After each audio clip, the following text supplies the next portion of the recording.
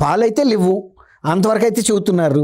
మరి అన్ని సంవత్సరాల పాటు సింథటిక్ నేతిని శ్రీవారి సేవల్లో కానీ లడ్డూ ప్రసాదాల్లో కానీ వినియోగించారంటే అట్లాంటి సీరియస్ అంశాన్ని ఆయన కూడా సీరియస్గానే తీసుకోవాలి కదా.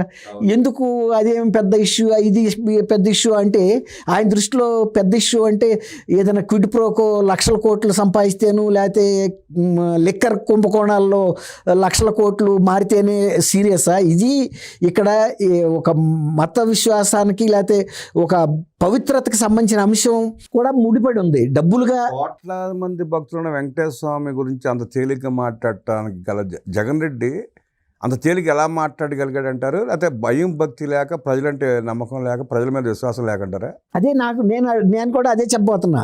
ఇప్పుడు లిక్కర్ కుంభకోణంలో దానికి పవిత్రతకి సంబంధం లేదు, అక్కడ భావోద్వేగాలకు సంబంధించి ప్రజల ఆరోగ్యానికి సంబంధించి ఉంది, తర్వాత వాళ్ళ ఆర్థిక అంశాలకు పతనం అవటానికి ఉంది. కానీ మతపరమైన భావోద్వేగానికి సంబంధించిన అంశం లిక్కర్లో లేదు, కానీ ఇక్కడ ఉంది. దాన్ని కనీసం అది ఆ సున్నితత్వాన్ని ఆయన ఎందుకు గమనించలేకపోతున్నాడు అనేదే నాకు కూడా అర్థం కావట్లేదు. అన్నిటినీ ఒకే ఘాటు కట్టేస్తున్నాడు. అంటే లిక్కర్ దాంట్లోనూ కుంభకోణం లేదు, ఇది ఇక్కడ కల్తీ లేదు, అక్కడ పరకామణిలో జరిగింది ఒక చిన్న అంశం, అట్లా ప్రతిదీ కొట్టేసుకుంటే వెళ్ళిపోతున్నాడు.